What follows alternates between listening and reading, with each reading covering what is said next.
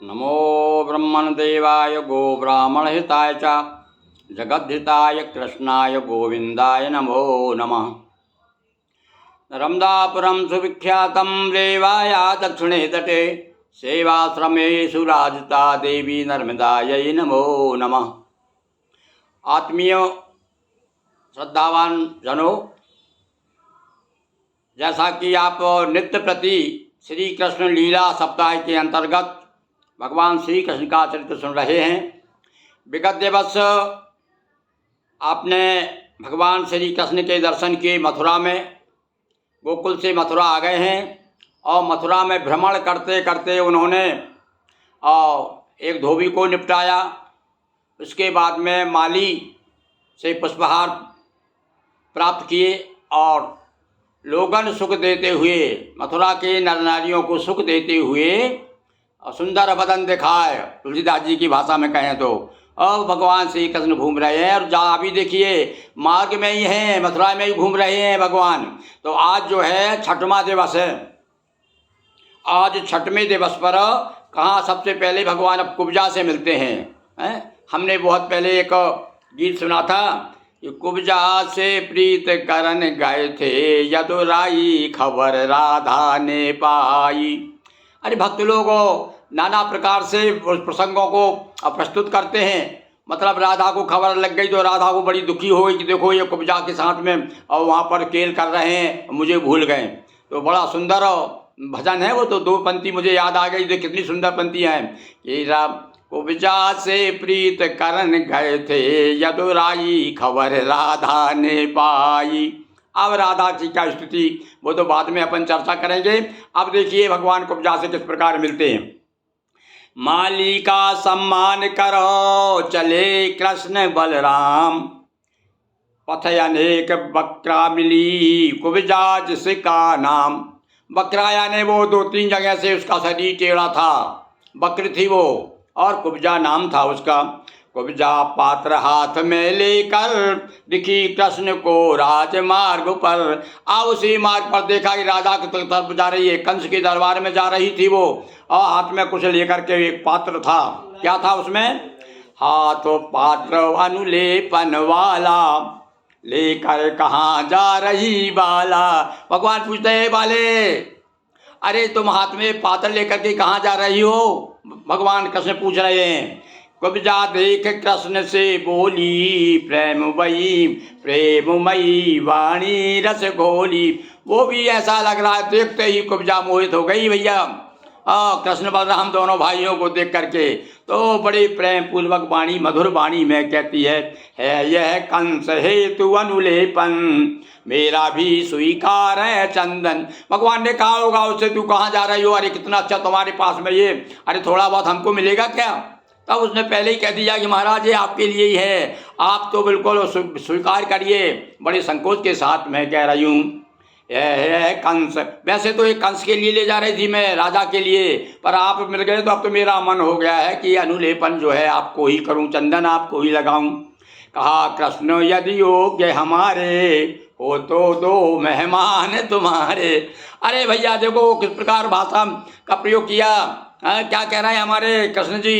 कह रहे हैं अरे हमारे योग्य तुम समझो, हमको इसे योग्य समझो। तो अरे हम तुम्हारे मेहमान हैं, और भाई मेहमानों की खातिरदारी, हमारे यहाँ अतिथि देवो भव कहा गया है, हम तुम्हारे मेहमान हैं तुम्हारे नगर के, तो ये अनुलेपन हमको लगा दो। हो प्रसन्न कृष्ण कुब्जा मन माना, हरि को चंदन की नो प्रदाना। अब देखिए धोबी को मार करके कपड़े छीन लिए, वो कपड़े पहन लिए, माली ने खुशी खुशी माला पहना दी। अब क्या बात कमी रह गई भाई? बोले चंदन और चाहिए माथे पे, क्यों? ये विशेषता है हमारे हिंदू धर्म में और भारतीय संस्कृति में कि भाई कम से कम चंदन जरूर होना चाहिए माथे पे। अरे हमारे यहाँ तो यहाँ तक लिखा गया है कि ब्राह्मण के यदि बिना माथे पे चंदन नहीं है तो उस ब्राह्मण को नमस्कार नहीं करना चाहिए, यहाँ तक किसी किसी विद्वानों ने कहा है। तो इतना मतलब इसका महत्व बताया, चंदन का महत्व इतना है भाई। तो चंदन हरि को चंदन की न प्रदाना, चंदन प्रदान कर दिया। और पाँव पर धर पाँव मुरारी, और सभी वक्रता दूर निवारी। अब देखो गांव में आज भी बहुत से लोग जो है नसों को ठीक करते हैं, गड़बड़ हो जाता, प्यार हो जाती है, नशे इधर उधर हो जाती। अरे भाई मैं अपने जीवन का अनुभव बता रहा हूँ। मेरी छोटी सी बच्ची एक बार पलंग पर गिर पड़ी और उसका हाथ जो इस प्रकार से ऐसा होगा कि मुड़ता ही नहीं था, वो ऐसा तिरछा। हमारे यहाँ पर एक सोनी जी थे और बड़े प्रसिद्ध थे भाई, नसों के मर्मज्ञ थे। उनके पास में हमने ले गया, उन्होंने पकड़ के यूं ना जाने क्या दबाया और यूं कर दिया, ठीक हो गई। तो ये कुछ तरकीबें थी, भगवान कृष्ण भी जानते थे ये सब। तो उन्होंने क्या किया, और उसके पाँव के ऊपर पाँव रखा और जो झटका दिया तो बिल्कुल ठीक कर दिया उसको। तो क्या हो गया फिर, पाँवों पर धर पाँव मुरारी और सभी वक्रता दूर निवारी। सारी वक्रता को दूर कर दी सीधा करने की विधि द्वारा। ये सीधा करने की विधि जानते थे भगवान कृष्ण, इसलिए उन्होंने क्या किया, विजा रूप किया अति प्यार। अब तो बड़ी रूपवान हो गई, बड़ी आड़ी टेढ़ी लग रही थी, देखने में अच्छी नहीं दिखती थी। भगवान ने उसका सौंदर्य और भी बढ़ा दिया। कहने लगे चलो ग्रह मोहन, दिया उसे भी हरियाश्वासन। अब उसने आमंत्रण दे दिया, अरे भैया कन्हैया आप तो हमारे घर चलिए, मैं चाहती हूँ कि हम आपका स्वागत करें। भगवान ने कहा अच्छा चिंता मत करो, हम तुमको वायदा करते हैं, हम जरूर तुम्हारे यहाँ आएंगे। अभी हम विशेष कार्य से यहाँ आए हुए हैं, इसलिए हम अभी तुम्हारे यहाँ नहीं चलेंगे। तो चंदन अनुलेपन वसन पहने पुष्प की माल। चले मथुरा में, तो सबसे पहले कपड़े पहन लिए धोबी से छुड़ा करके। उसके बाद में माली ने सुंदर सुंदर माला पहना दी और कुब्जा ने भगवान को चंदन लगा दिया। बड़ी सुंदर, वैसे तो भगवान कन्हैया वैसे तो सुंदर हैं और सुंदरता दुगुणित हो गई उनकी। इस प्रकार से चले यज्ञशाला तरफ भ्रात सहित नंदलाल। अब उन्होंने कहा चलो भैया, बलराम से कहा भैया देखें तो अपने जो बुलाया है धनुष यज्ञ कहाँ है, वो धनुष यज्ञशाला कैसी है, चलो अपन देखते हैं। चलिए दोनों भाई वहाँ पहुँच गए। सजी यज्ञशाला दिखा धनुष का मंच, किंतु कृष्ण बलराम को विस्मय हुआ न रंच। जा करके यज्ञशाला देखी, धनुष रखा हुआ है, पहरेदार लगे हुए हैं, रक्षा कर रहे हैं। अब इनको बड़ा आश्चर्य नहीं हुआ, क्यों, जानते थे कि भाई हमको इसीलिए तो बुलाया ही। यज्ञ रक्षकों ने समझाया, धनुष यज्ञ उद्देश्य बताया। पूछा भाई ये क्या है, एक आज के लिए धनुष रखा हुआ है। वैसे बिल्कुल बालक जैसे पूछते, जिज्ञासा हो जाती है। अरे तो उन्होंने कहा महाराज सहसा सारा उद्देश्य मालूम हो गया। उन्होंने कहा ये इसलिए रखा गया कि जो धनुष यज्ञ होगा, जो बलवान होगा उसको तोड़ेगा वो, तो ये एक मनोरंजन होगा, यज्ञशाला रची गई है, सब बताया उन्होंने उद्देश्य।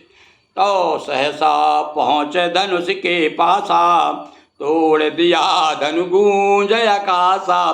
तुरंत देर नहीं की उन्होंने, वो समझ ही नहीं पाए जो रखवाले थे ये क्या कर रहे हैं। वो साधारण पूछ रहे थे वो तो भाई ये क्यों हो, क्या है, कौन है, क्या, तो उन्हीं क्या मालूम ये कौन है। तो इन्होंने तुरंत जाकर धनुष को उठाया और दो टुकड़े कर दिए। वही टूटा, तो जो धनुष को टूटा तो हाहाकार मच गया। होंकार से चारों तरफ आकाश में उसकी ध्वनि इतनी गूंजी कि सब लोग आश्चर्यचकित हो गए, भैया क्या हो गया। आकाश में ध्वनि गूंज गई, घोर शब्द से गूंजी मथुरा, बड़ा घोर आवाज हुई। कंस भयाकुल आपा बिसरा। कंस भी समझ गया कि भैया बड़ा व्याकुल हो गया। एकदम से धनुष कब टूटा तो बड़ा घोर गर्जना हुई उसकी, बड़े जैसे कोई गरज रहा हो, बड़ी आवाज आई। हमला किया कृष्ण पर रक्षक और हुए कृष्ण भी तब आक्रामक। अब धनुष जब टूट गया तब वो जो रक्षक जो थे तब वो जगे और कृष्ण भगवान के ऊपर हमला करने का प्रयास किया, तो ये भी आक्रामक हो गए और उनको भी निपटा दिया। रहे यज्ञ के जो रखवारे, सभी मौत के घाट उतारे। सबको मार डाला भगवान कृष्ण ने। देखो शुरुआत कर दी भैया। अब उन्होंने कहा लो भाई मामा मुझे बुलाया है ना, अब सुन लो, देख लो भाई। तो सबसे पहले उन्हें आते ही मुहूर्त कर दिया, धनुष को तोड़ दिया और जितने रखवाले थे उनको भी ना मार डाला। सुना कंस भाई आगे बपूला, काना के प्रभाव को भूला। आओ गुस्सा में आदमी सब कुछ भूल जाता है, और देखो सब कब से सुन रहा था पर प्रभाव का सब भूल भाल गया, बड़ा आग बबूला हो गया गुस्से में। और क्या कह रहा है सुनिए।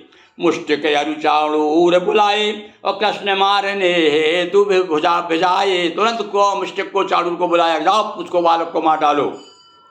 कहा महावत से समझा कर खड़ा कोवलिया हो द्वारे पर, मल्ल युद्ध कर इन्हें हराओ और सीधे यम के लोक पठाओ। कह दिया जाओ इनको जा करके उनसे मल्ल युद्ध करो, उनको हरा दो। और पहले ही दरबारे पर बहुत बड़ा एक कोवलिया नाम का हाथी था, उसे खड़ा कर दिया कि सबसे पहले तो ये हाथी अंदर नहीं घुसने देगा और यही मार डालेगा, और उसके बाद में ये यदि बच जाता है तो तुम मल्ल युद्ध करके इसको इनको हरा दो। दाऊ कहा महावत से समझा कर खड़ा कोवलिया हो द्वारे पर, दाऊ कहा इसे ना छोड़ो और ले लो प्राण दांत दो तोड़ो। अब तो देखा दाऊ कहने लगे कि भैया अब इसको छोड़ना नहीं है, अब समझ गए अपने लिए खड़ा किया है, अपन दोनों को मारना चाहते हैं ये लोग। तो तोड़ा दांत कृष्ण गुस्सा कर और दाऊ ने दी लात घुमा कर, दाऊ ने एक लात जमाई उसके हाथी के और उन्होंने दांत तोड़ दिया उसका। मार कोवलिया दोनों भाई रंग भूमि में दिए दिखा और पहुंच गए रंग भूमि में। घूमते घूमते वहाँ देखो शाम के समय पहले सूर्य नहीं डूबा होगा उसके पहले की बात है, घूमते घूमते नगर में यज्ञशाला में आए, धनुष जोड़ दिया, हाथी को मार दिया और रंगशाला में पहुँच गए। सभी कृष्ण की कीन बढ़ाई दिखे शेर सब दोनों भाई। अब सारे लोगों को बड़ा होहल्ला मच गया, सब लोग इकट्ठे होने लगे या रंगशाला में। और जब दोनों भाई जो है दिख रहे हैं जैसे शेर हों, महायुद्धोयुत मल्ल पधारे और इधर सामना बालक वारे। छोटे छोटे बालकों से देखिए अब कितना अन्याय, उस समय भी कितना अन्याय होता था भाई। राजा कहते हैं ना राजा तो बड़ा न्याय होता है, पर जहाँ अन्याय होता है तो अन्याय का तो भैया नाश होना ही चाहिए। सब लोग कह रहे हैं, सबके मुझे निकल रहा देखो कहाँ बालक ये कोमल और किशोर हैं ये दोनों, और कहाँ बड़े बड़े मल्ल योद्ध हैं, बड़े बड़े मल्ल हैं योद्धाएँ जो इनसे लड़ने को आ रहे। सभी सोचते दोनों बालकों नहीं मल्ल से लड़ने लायक। अब भैया एक प्रसंग से वहीं के वहीं आ गया। कौन सा प्रसंग? त्रेता युग का।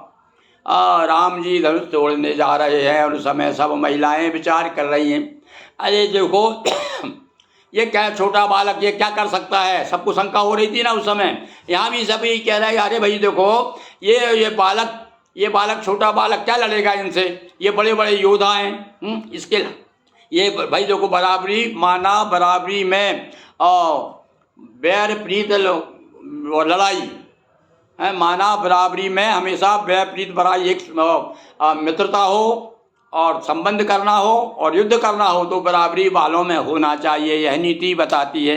पर यहाँ सारे लोग असमंजस में क्या है, देखो ये बालक है इनके योग्य है क्या, ये बड़े बड़े पहलवानों को खड़ा कर दिया इनके सामने।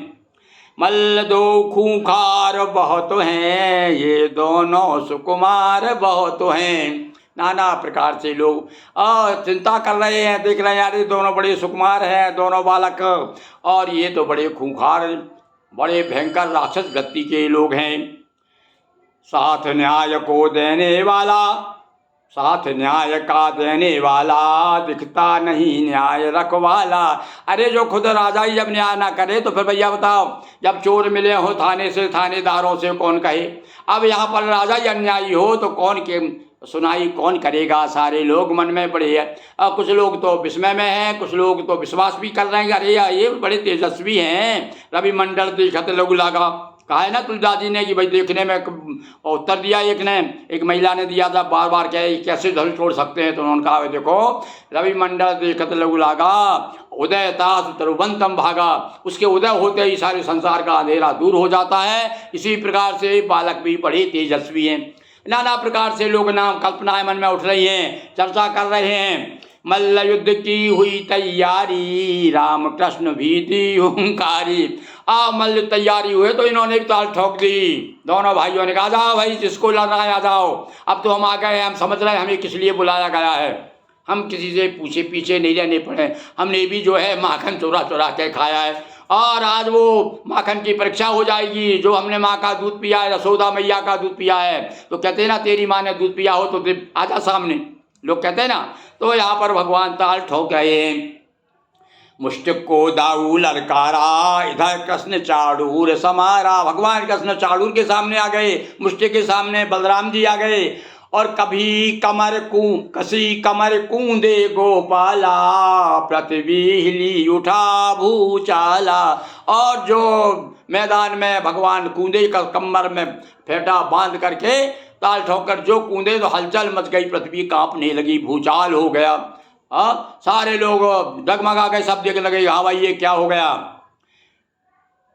गिरा दिया चाड़ूर कन्हाई और पूसा मारे लात जमाई, खेल खिलाया समय बिताया, लत चाड़ूर छीण हुई काया, पकड़ पैर चौर घुमाया, और भागे प्राण छोड़ कर काया। थोड़ी देर तो लड़े दिखाए लोगों को, सब देख रहे, अरे हाँ थोड़ी देर लीला भी दिखाई होगी भगवान ने। लोग के मन में कह रहा अरे दम साधे, देखो देखो ये बालक को पछाड़ा पछाड़ा, अरे देखो कृष्ण को पकड़ा पकड़ा। और इसी बीच में पता ही नहीं चला लोगों कब टांग पकड़ के उसे ऐसे घुमा करके, और जैसे धरती पर अपन कपड़ा धोने वाली महिला इस प्रकार से कपड़ा धोते हुए पत्थर पर पछाड़ती थी, धोती थी, उसी प्रकार से और भगवान ने उसको पछाड़ दिया। उलट बक्ष पर उचट बक्ष पर लात जमाई, और चारों खाने भूमि चटाई। और उचट के एक लात जो जमाई तो चौंधे मुंह गिर पड़ा। मरते हुए कंस ने देखा और किया सभा पर क्रोध विशेषा। अब जब देखा अरे मर रहा है चाड़ूरो, बड़ा क्रोधित हो गया कंस, और सभा से कहने लगा अब इन दोनों को शीघ्र भगाओ, नंद वसुदेव बांध कर लाओ। तभी कृष्ण भी उछले ऊपर, तुरंत कंस के पास पहुँच कर पकड़े केस जोर से खींचे, गिरा दिया सिंहासन नीचे, खुद भी कूद गए था ऊपर, त्यागे प्राण मर गया। अब तो भगवान ने देर नहीं की और सिंहासन पर चढ़ करके